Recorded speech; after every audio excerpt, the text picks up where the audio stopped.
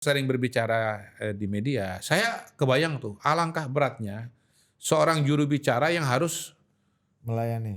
melayani sekian banyak media, tapi yang paling berat adalah menangani sekian banyak isu. Hemat saya memang itu menunjukkan pentingnya urgensinya untuk kita pemerintahan memberikan atensi khusus kepada komunikasi.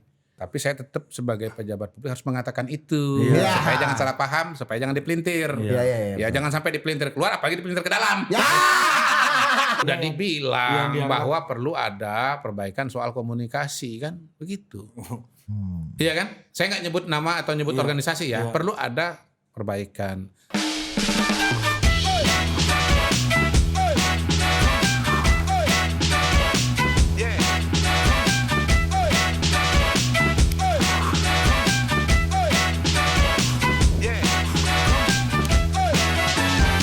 Nah ini yang Sergio, ini kita bicara ke kebijakan Pak Jokowi ya.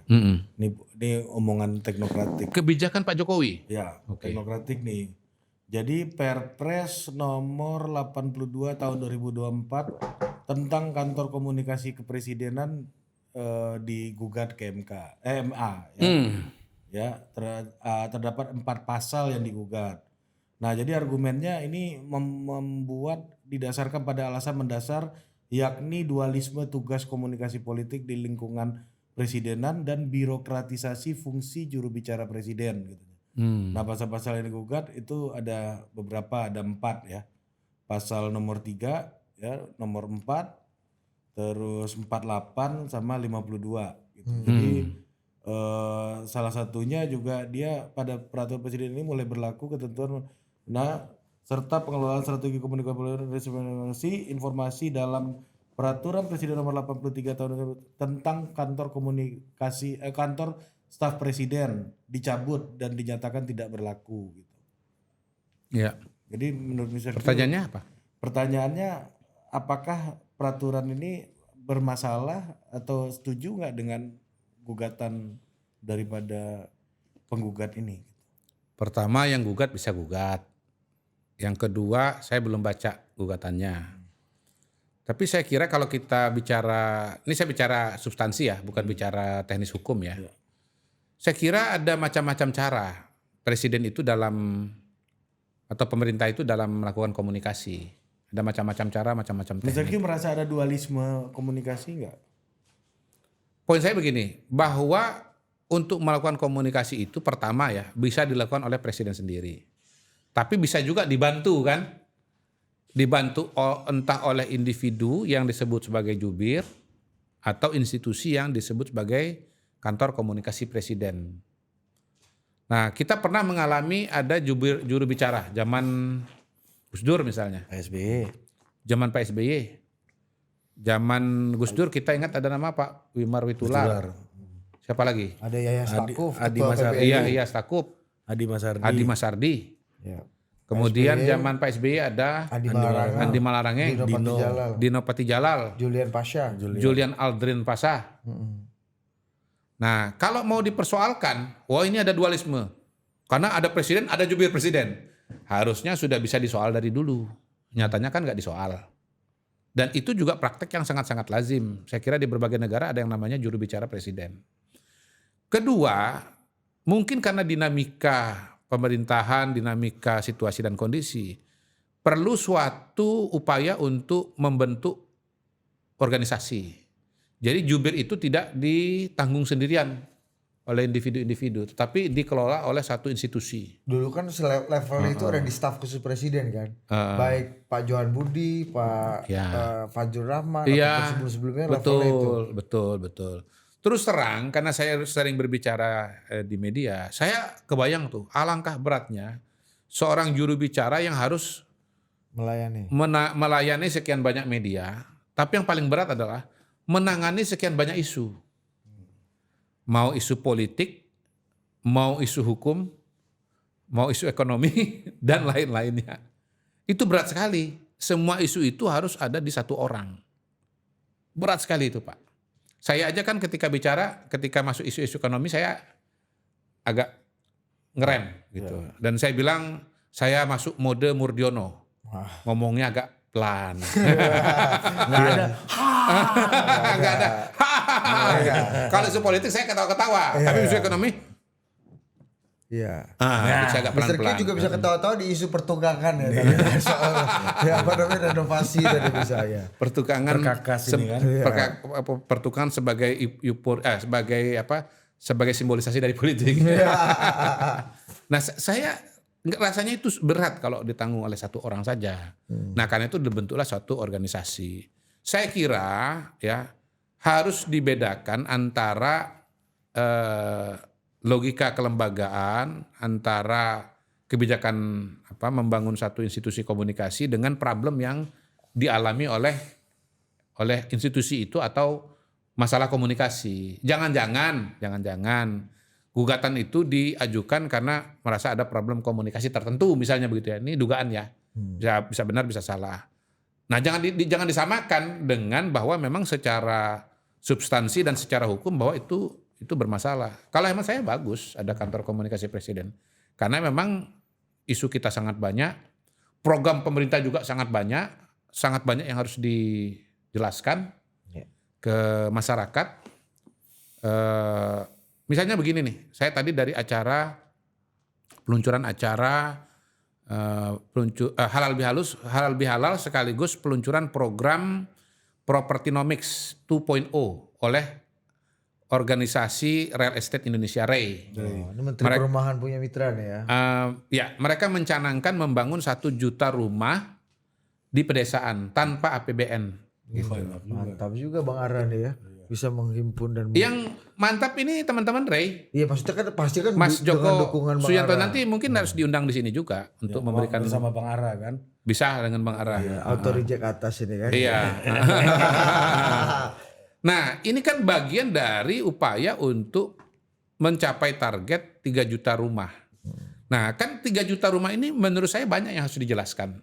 Pertama nih misalnya, 3 juta rumah itu bukan semua membangun, tapi termasuk renovasi. Coba lu bikin program revitalisasi rumah, kira-kira orang ngerti nggak? Ini mana vitalnya harus ini. Apa vitalnya yang harus direvital? Revitalisasi. Tolong di-delete. Enggak. Itu aman. Lu pokoknya kalau disalahin lu ya, bukan gua ya. Pemirsa ya. Kalau itu nggak di-delete ya, bukan gua ya, dia ya. Mana vitalnya yang harus direvitalisasi? Kalau Mr. Ya akan di-delete kalau Mr. Q bilang itu tolong di-delete itu. Apa tolong di-tit itu. Dihapus. Jadi pertama nih yang harus dijelaskan kepada publik bahwa itu tidak semuanya adalah pembangunan, tapi juga termasuk renovasi. Nah, kalau sudah bikin termasuk renovasi, itu kan target itu menjadi masuk akal kalau menurut saya. 3 juta itu. Iya. Tinggal karena menghitungnya saja. Nggak bergantung APBN. Kalau menurut saya tiap hari juga banyak orang yang melakukan renovasi kok. Cuman nggak dicatat aja nama ini. Oh, ini pendataan. Oh iya dong. Iya dong. Yang kedua, membangun 3 juta rumah itu 3 juta rumah itu bukan berarti kemudian pemerintah membangun semua 3 jutanya lalu dibagi-bagian kepada masyarakat. Nah, kalau persepsi ini yang terjadi, maka bisa punya konsekuensi yang serius kepada pasar rumah. Punya konsekuensi yang serius kepada para pengembang. Karena orang-orang yang tadinya mau beli rumah, begitu mendengar pemerintah akan membangun 3 juta rumah, dan dianggap dibagi-bagi, dia nggak jadi beli rumah. Jangan-jangan DP-nya juga dia tarik. Walaupun dia sendiri juga belum tahu bagaimana mekanismenya dia dapat rumah itu. Tapi kan orang sering hidup dengan harapan, dengan persepsi yang walaupun tidak nyata, tapi dia bayangkan itu sebagai sesuatu yang nyata. Pasti industri udah mulai ngeluh nih kan, orang banyak hold. Betul, itu maksud saya. Itu kelihatannya terjadi dan dikeluhkan juga oleh kelompok-kelompok real estate.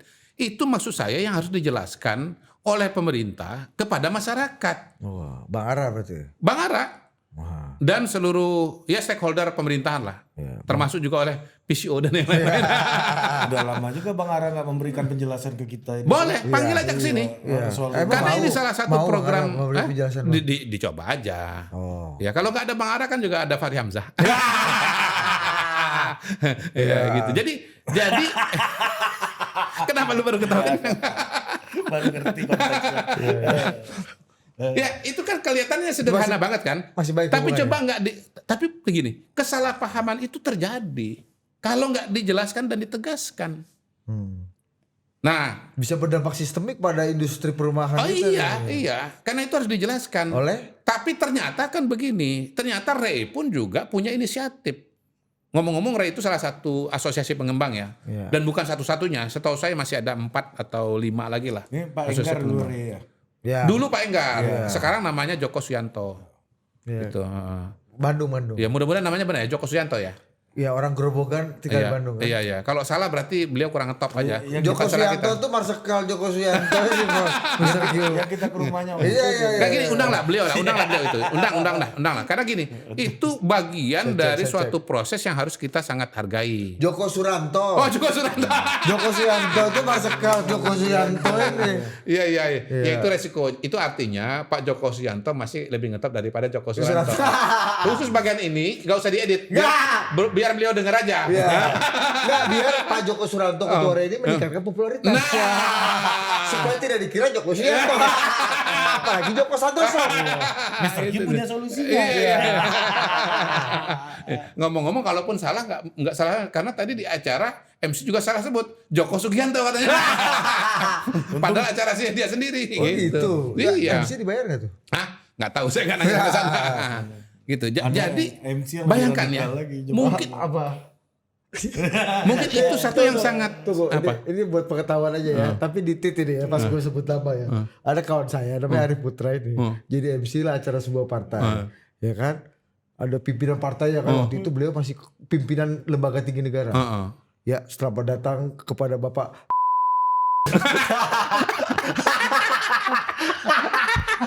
Udah trauma gue MC. Udah gak mau lagi lah. Jadi kalau MC sama Budi, dia yang baca-baca. udah dia baca ini cuma Gue nambah-nambahin aja. lebih parah. Itu bagian namanya aja yang Joko Sugianto. Parahnya itu bukan cuman karena itu salah sebut, tapi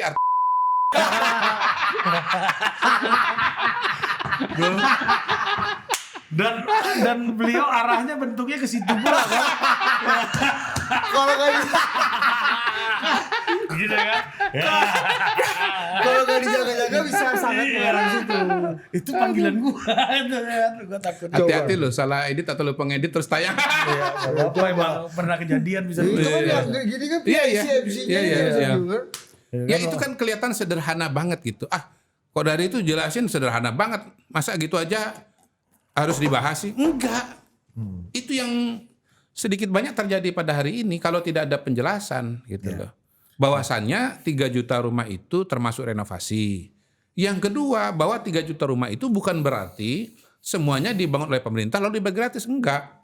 3 juta rumah itu termasuk rumah-rumah yang dibangun mandiri oleh masyarakat dan dibangun juga oleh para pengembang yang swasta itu gitu loh.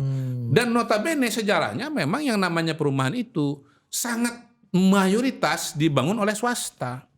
Yang dibangun oleh pemerintah itu dikit sekali.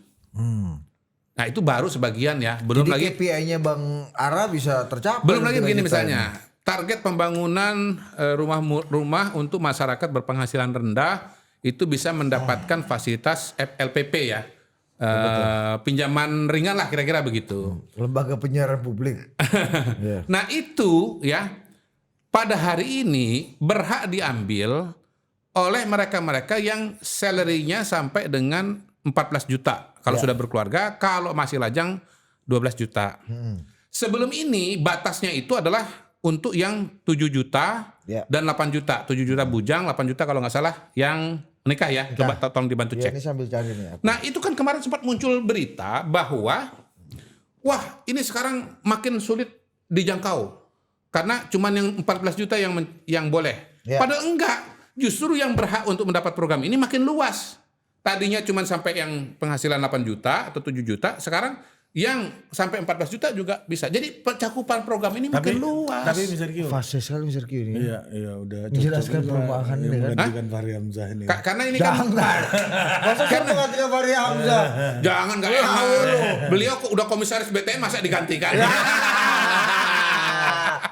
Bang Gitu. Rindu Itu juga. Kan saya mengikuti jabatan gitu saya boleh. mengikuti program ini dengan karena salah satu program program prioritas. besar. Iya karena saya selalu ikuti juga Instagramnya Bang Ara. Iya, iya. Dan banyak sekali pertemuan ada Mr. Q di sini.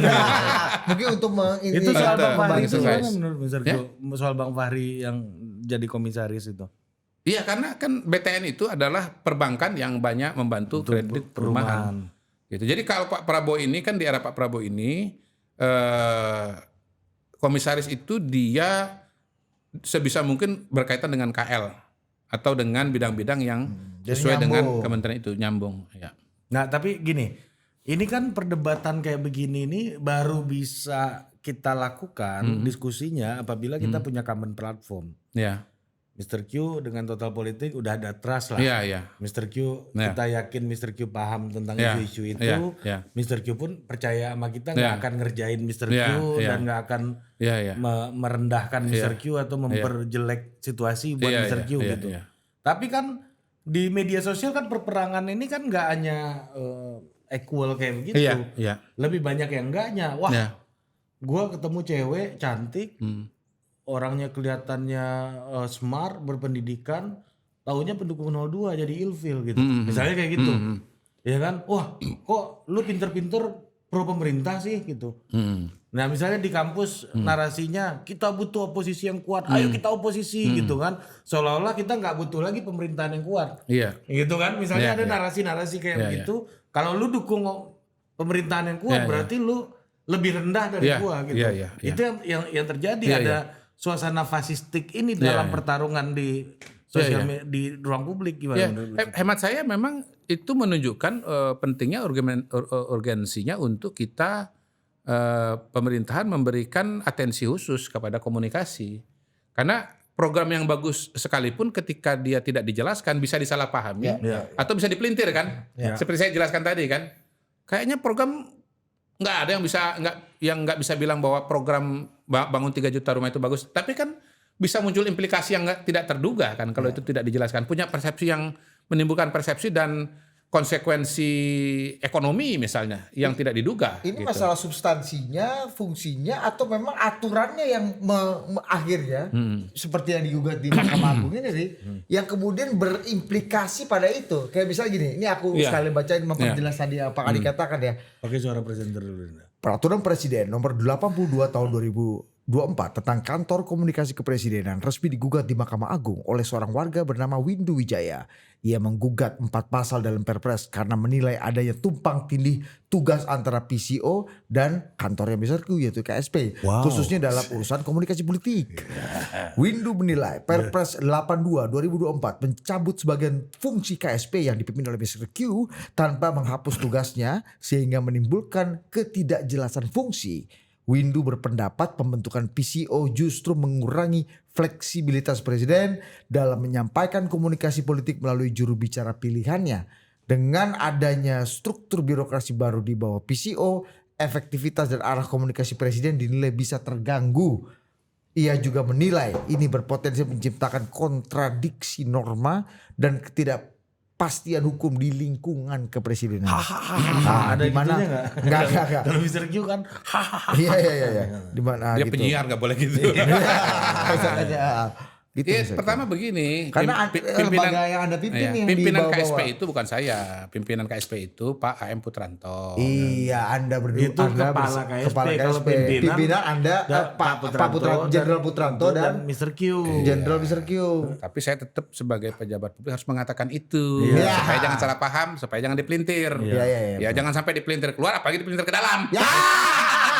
Pelintir-pelintiran dong. Halo Pak Putranto. Halo, Pak Jenderal. Halo. Apa tadi? No problem. Sini dong Jenderal. Gitu. Yang kedua ini udah menunjukkan beliau tuh nggak paham duduk persoalannya. Gitu. Si Kita nggak punya Windu ini. konflik, nggak punya konflik. Kenapa?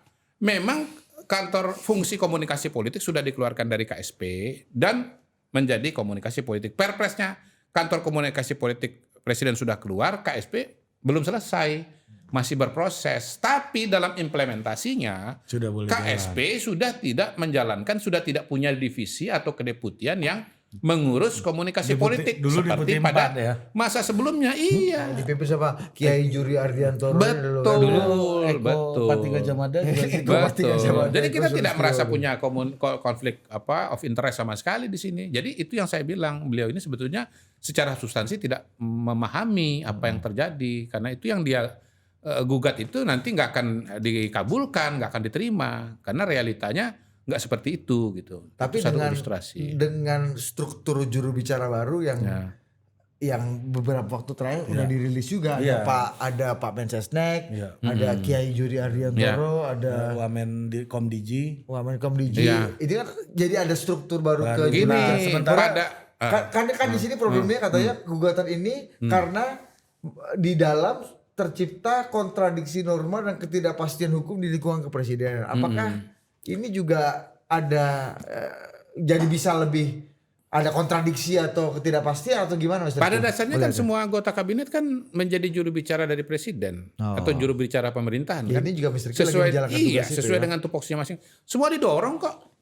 Ketika Pak Menteri Pertanian berbicara tentang pertanian, itu jubir pemerintah tentang pertanian. Ketika Menteri PU berbicara tentang pembangunan infrastruktur, itu Ini jubir sudah. presiden nih Mr. Q. Ya. Kalau jubir Gini loh, pemerintah. fungsi ya. Saya nggak nyebut posisi ya. Kita kan bisa bicara fungsi, bisa juga organisasi, bisa bicara jabatan kan.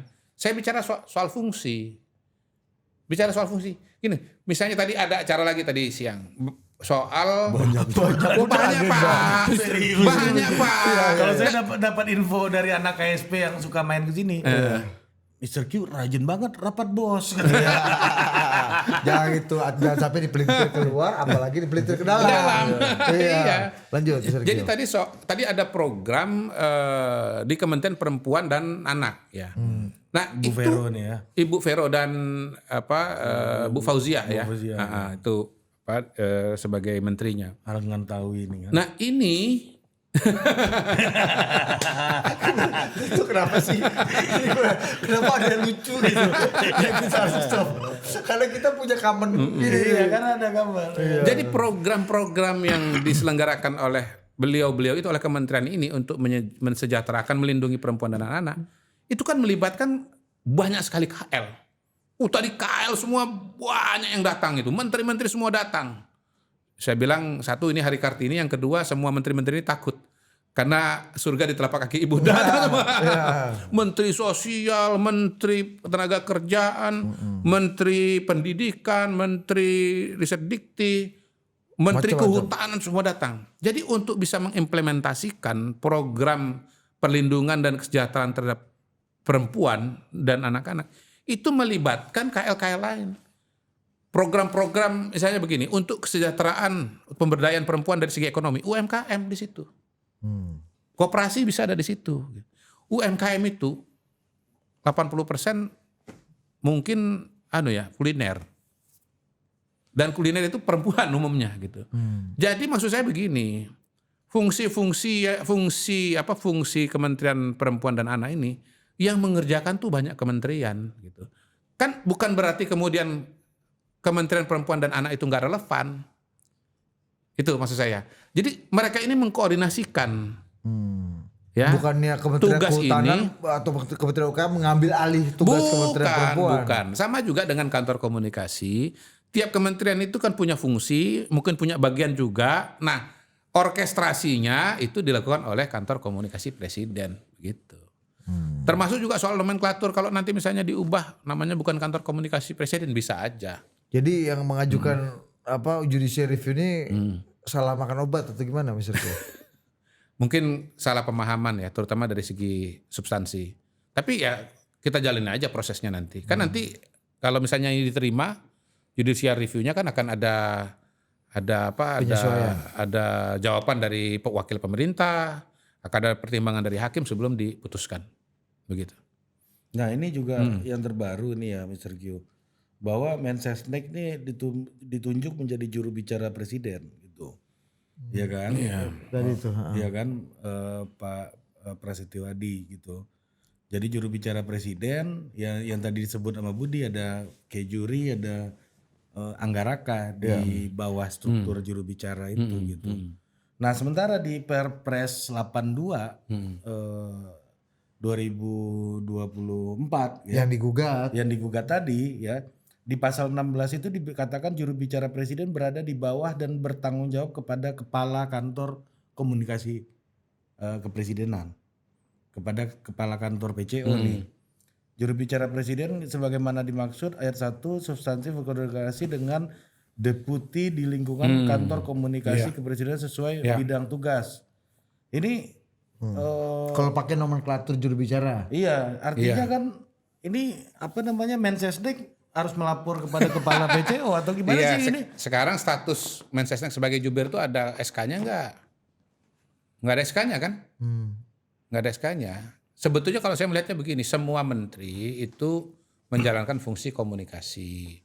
Tetapi karena di Mensesnek ini semua keputusan-keputusan, semua perpres, inpres itu dibuat, ya Mensesnek itu pada posisi untuk mengetahui lebih awal, lebih detail dan lebih teknis lah. Hal-hal yang penting itu. Jadi pada posisi untuk berbicara juga. Tapi poin besarnya adalah begini. Saya melihat proses komunikasi ini sedang mengalami pembenahan.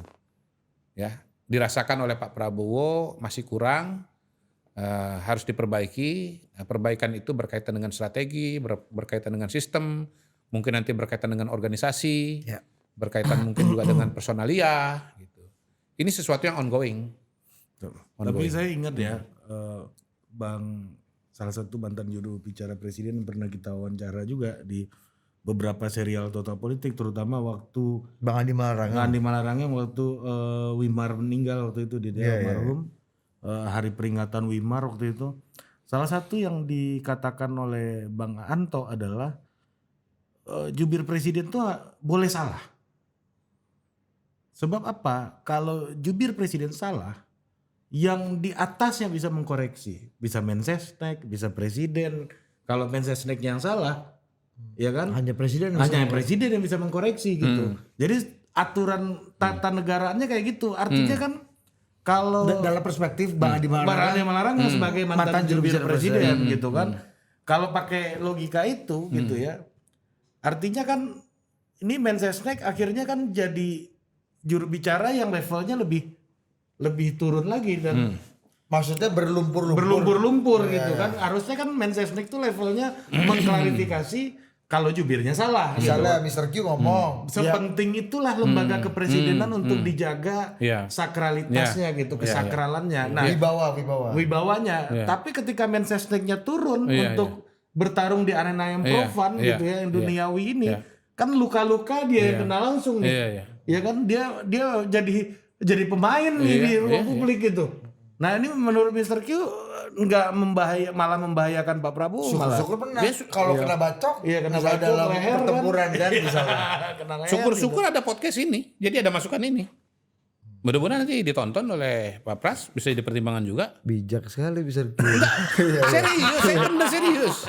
Tapi jangan lupa juga bahwa pada masa lalu di zaman Pak Harto ya memang jubirnya Pak Harto itu ya Mensesnek. Dengan situasi komunikasi yang berbeda. Lo iya, tapi kalau salah nanya siup ada cabut. Ya, bisa gitu. Ini kan alam demokrasi. Tapi kan kalau pendekatannya struktur apa bedanya? Iya. Di atas jubir ada Mensesnek ada presiden. Iya. Tapi mungkin lesson learn-nya adalah bahwa pada masa itu Pak Mensesnek yang kalau bicara sehari-hari lancar, cepat. Begitu ngomong soal kenegaraan, ngomongnya jadi pelan. Oh, Pak Mur tuh lancar ngomongnya ya? Oh lancar sekali Pak. Pernah denger Pak Mur ngomong lancar? Konon kabarnya. Oh Anda juga. Iya karena saya statusnya apa? Cucu apa tadi? Cicit kartu kampret. Cicit kartu kampret. Pak Murdiono. Pak Murdiono itu ketika ngomong soal kebijakan negara ya pelan-pelan sekali. Kenapa? Karena takut salah. Saya ini ngomong atas nama negara, atas nama presiden. Ngomongnya pelan-pelan, merembelek dan nggak ada tuh. Gitu nggak ada. Iya. Nah mungkin nanti Pak Mensesnek yang sekarang kalau memang desainnya seperti itu juga ngomongnya harus pelan-pelan. sepelan Pak Murdiono. Dengan situasi salah kutip Siup cabut. dulu. Tapi kan sekarang nggak ada Siup Mr. Q. Iya kan? Mungkin Tapi begini, Cip. Kita Coba di begini, blog Cip. ini kita Coba bikin begini, Cip. akun lagi Jadi gini, nanti. Cip. Ini kan bagian dari dinamika. Iya. Chip itu kalau bahasa hari-harinya bos. Kan sekarang banyak sekali kan dalam komunikasi aktivis kan pemerintahan. Halo Chief. Chief ini dalam tradisi kemiliteran nih ya. Iya, kalau di Medan halo ketua. Iya. Sebenarnya kan sama aja bos itu kan. Jadi gini Chief. Gini bos, gini bos. Gitu. Ada anak Atau bro gitu kan Kalau sama aja. Bro, iya. Kalau milenial makanya shop. Ya. Itu kan balik aja bos Iya, di shop ya. Jadi balik lagi ya soal bos itu biasa lah ya. Sama dengan Bukan Chief. itu lagi. Kita digoreng-goreng terus. Digoreng-goreng terus. Kita kan udah tahu pola-pola. Pola mainnya kita tahu. Ya agak kelepasan waktu dia gini-gini. Gini, terakhir pada hari ini bahkan presiden sendiri yang berbicara dengan 7 orang jurnalis. Nah, apakah ini kemudian mau diulangin terus? Itu yang belum pernah terjadi di masa-masa sebelumnya. Iya, gitu. Jadi maksud saya sebetulnya kan juga nggak kaku-kaku amat ya, tergantung situasi dan kondisi. Gini, Pak Prabowo ini kan uniknya apa? Ada banyak program-program besar yang betul-betul baru. Sedemikian rupa sehingga itu harus dijelaskan. Karena nggak ada di kepala orang, nggak ada presidennya, nggak ada ceritanya gitu. Harus dijelaskan itu apa, konteksnya bagaimana, dan bagaimana operasionalnya. Nah, tapi balik lagi pertanyaan tadi, apa pentingnya seorang Mensesnek mengambil peran untuk menjadi juru bicara presiden, Mr. Q? Ya satu, karena dia adalah muara dari semua Artinya kebijakan kan ada publik. problem dengan juru bicara sebelumnya. Kan udah yang dibilang dianggap- bahwa perlu ada perbaikan soal komunikasi kan, begitu. Iya kan? Saya nggak nyebut nama atau nyebut organisasi ya. Iya. Perlu ada perbaikan. Perbaikannya banyak. Misalnya begini, sekarang ada tim yang mengerjakan konten atau bahan. Makanya keluar buku 130 hari. Kinerja pemerintahan. Pernah saya bawa sini juga kan? Ada Ekonomi kita. Udah kita kaji detail di sini. Itu sebenarnya kan nggak ada. Yang kedua, ada orang yang mungkin selama ini biasa berkomunikasi dengan media. Sekarang intens membantu itu lagi. Sebelumnya tidak. Gitu. Jadi upaya-upaya untuk melakukan perbaikan komunikasi itu dilakukan dengan berbagai cara pada berbagai titik. Jadi revitalisasi komunikasi. Boleh, kalau ini saya setuju. Karena kalau renovasi komunikasi juga nggak bagus, nggak cocok. Apalagi rehabilitasi komunikasi. Iya. Tapi perbaikan itu dengan Mensesnek muncul langsung gitu. Ongoing, saya bisa mengatakan mungkin begini, netralnya ya, ongoing gitu. Jadi ini kan masih ada exercise Oh, juga. jadi Mensesnek turun untuk langsung memperbaiki ini karena ini jadi concern presiden. Mensesnek bicara itu salah satu langkah perbaikan. Oke. Kalau dirasa positif mungkin diteruskan. Kalau dirasa berpotensi negatif mungkin tidak dilanjutkan. Karena gue ingat Nah, di sini bagusnya tadi saran dari Ari tadi atau masukan dari Ari tadi, apa nggak ketinggian atau apa nggak riskan kalau langsung ke Mensesnek, karena di atas Mensesnek ada presiden. Gitu. Ya bisa. Tapi logika yang dipakai sekarang adalah Mensesnek itu ada pada posisi untuk mengetahui semua kebijakan yang mau diproduksi, karena tupoksinya. muara Belum di situ. lagi kalau mau kita tambahkan bahwa Pak Pras ini sudah bersama dengan Pak Prabowo semenjak lama, sehingga kira-kira lebih bisa membaca alam dan pikiran dari Tapi kan Pak Prabowo. kayak begitu tuh kan tinggal dikasih aja ruang buat orang yang bisa jadi jubir untuk tahu sedetail itu. Ya. Misalnya kayak Mr. Q misalnya tinggal nongkrong di ruangan Mensesnek tiap hari di brief sama Mensesnek apa perkembangan segala macam. Mr. Q yang tempur. Kenapa nggak Mr. Q aja gitu loh pertanyaannya loh. Ya, ini kan statusnya sebagai usul atau ide kan. Ya ini kan aspirasi adik-adik. Iya. Ini lebih ke aspirasi. Iya. Atau siapapun juga ya, jangan sebut Mr. Q ya. Iya, Nanti salah satunya Mr. Q. Nanti jangan sampai menimbulkan kesalahpahaman ke dalam maupun keluar. Salah satunya Mr. Q, ya kan, salah satunya. Di situ kan banyak orang hebat, Dirgayusa misalnya kan, juga ngerti alam pikir Pak Prabowo gitu kan. Kan sebenarnya tinggal diajak ikut sama Mensesnek tiap hari, diskusi tiap hari, pasti udah bisa jelasin alam pikiran Mensesnek gitu. Kan nggak perlu langsung Mensesnek yang turun gitu. Thank you sarannya Adinda. Aku jadi ingat peristiwa di zaman Pak Jokowi. Kayaknya waktu itu ada persoalan mengenai juru bicara presiden Fajrul Rahman, sehingga ada semacam surat edaran atau surat apa gitu ya, aturan lah ya, pokoknya surat ini baru yang bisa mewakili istana itu disebutkan hanya 3. Kepala Staf Presiden, Mensesnek, dan Sekretaris Kabinet. Iya. Zaman Pak waktu itu. Iya. Masih ingat lo? Iya, tapi kan nggak ada lembaga yang Nggak, ngurusi nggak. komunikasi Betul, waktu betul, itu betul, kan, ini itu sambil aja gua cek. problemnya kan. Itu betul. Dan ini Dia ada pasti bukan juru bicara ini. Iya, ini ada perpresnya soalnya juru bicaranya harus bertanggung jawab kepada kepala kantor. Makanya Iya, saya itu. heran. Ini berarti Mensesnek bertanggung jawab kepada kepala kantor PCO nih kalau kayak gini nih gimana Iya, ceritanya? tapi kan nggak ada nih? SK-nya. Iya, Nggak ada makanya. SK. Jadi yang dimaksud itu bukan jubir yang barangkali kan yang sekarang jadi jubir di PCO itu misalnya siapa? Uki misalnya. Uki, Ujang kemudian Komarudin. Ujang Komarudin. Iya kan? Philip Jusario Vermonte. Philip Jusario Permonte yang orang Padang. Iya. Bukan Filipin ya. Bukan Filipin. Padang Filipin. Atau Timor Leste. Dan Philip Jusario Vermonte kalau tidak ada arah melintang dan diridhoi oleh Allah Subhanahu wa taala, mungkin beberapa bulan lagi kita akan mendapati nama dia Haji Philip Jusario Vermonte PhD. Alhamdulillah. Kalau tidak ada arah melintang Haji Philip. dan Allah mengizinkan. Haji Kalau Philip. nggak dihalangi Pak Yusuf Wanandi juga. Iya. Siapapun yang menghalangi. Jadi Haji Haji Philip Jusario Vermonte Iya. PhD. Menemani Haji Ludwig Paulus. Haji juga ya. Iya Haji juga, Haji Ludwig Paulus, Wakil Menko Polkam, mantan dan Kopassus, Iya. Komandan Kopassus, mantan Sekjen Golkar. Iya. Haji Mr. Q. Haji Mr. Q belum ya? Belum. Belum ya? Grand Mister. Mister Grand Mister. Tapi soal di lagi. Juga gitu. Itu dahsyat kan. Itu dahsyat kan. Acara partai tinggi dulu. Hah? Ini kebanyakan di delete Ada mungkin. ketum loh di situ. Ada Bos. Di situ beliau Paten. Habis itu kalau ada undang MMC nggak mau lagi gue sendiri. Gue sama Budi. Fungsi Budi apa? Baca-baca nama orang. Kata dia gua. ada pendampingnya, cuma orang yang belum kenal, jadi Belum nggak bisa kenal, saling ini. nggak bisa. Kalau teman saya dijorokin sekali kan. Itu Kalau gue cari backup gitu kan. insiden skala Grammy Award itu. Iya kan, iya. Paten kan? Salah ucap di Grammy Award itu. Iya. Agak mirip sih memang kosakata kata tinggal diganti aja kan. Tipis. Coba arah Beti itu. tapi lucu. Ya kan? Lebih parah daripada Joko Suyanto atau Joko Suranto kan. Masalahnya kan gini Dinda ya.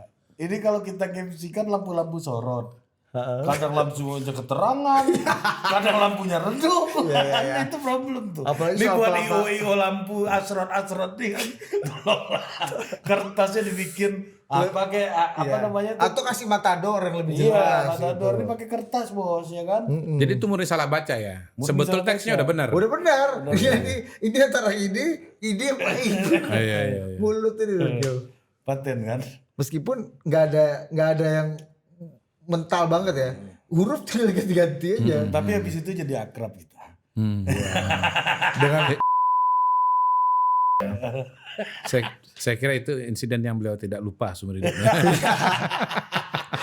iya, mau marah tapi lucu, Iya, mau lucu tapi kok kesel ya kan. Iya. Mr. Q ada pesan-pesan penutup dulu tausiah jelang setelah Ramadan dan Idul Fitri ini kita akan menyongsong kehidupan kebangsaan seperti apa sebagai penutup dulu. Dalam suasana sawalan dan kita tadi Ya kan kalau penutupan ini tentu kami akan interupsi dan kami nggak akan challenge pertanyaan. ya ini. tolong dimanfaatkan dengan sebaik mungkin tanpa ada celah-celah ya kan. Iya. Ya, pemerintahan Pak Prabowo kan punya program banyak sekali. Dan memang program yang banyak itu harus dijelaskan dengan panjang dan lebar. Karena kita harus berasumsi bahwa alam pikiran kita dengan alam pikiran audiens atau stakeholder itu belum tentu sama gitu. Jadi perlulah untuk ditingkatkan proses komunikasi. Dan itu bukan hanya terbatas kepada mereka-mereka yang punya tupoksi komunikasi seperti misalnya ada PCO, ada Komdigi, misalnya begitu. Tapi itu inherent dan melekat pada setiap kementerian dalam setiap lembaga. Pengalaman yang terjadi pada hari ini dan apa yang disampaikan oleh Pak Prabowo memang menunjukkan bahwa hal itu sangat-sangat penting ya. Terutama sekali lagi untuk kementerian-kementerian yang punya program-program baru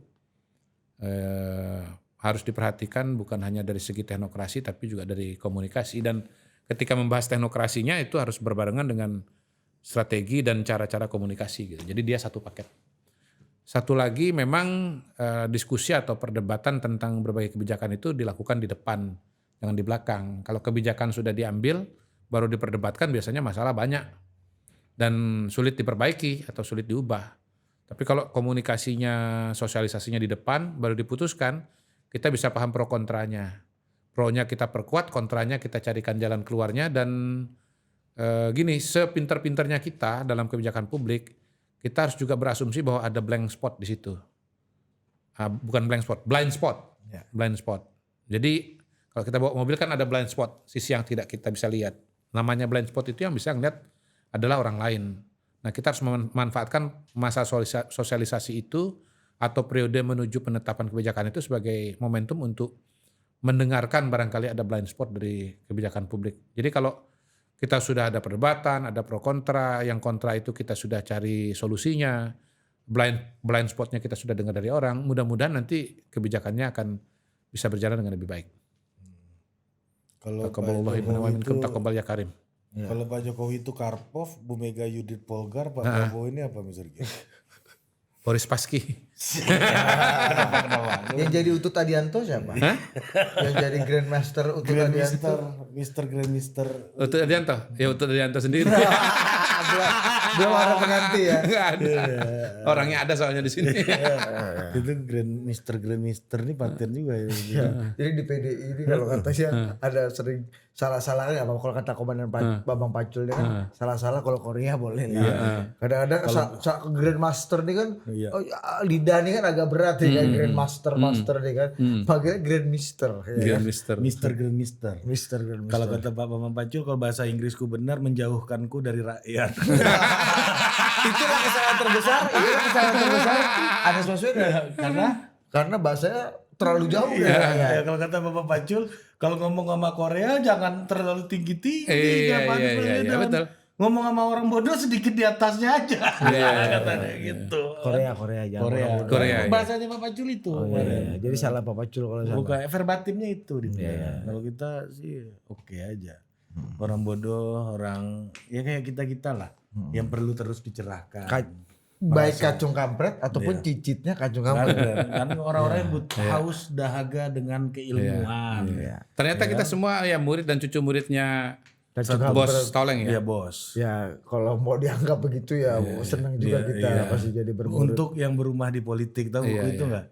Kembalinya politik tuh. Sergio tahu enggak? Apa nulis juga di situ enggak ya? Enggak. Ya. Apa?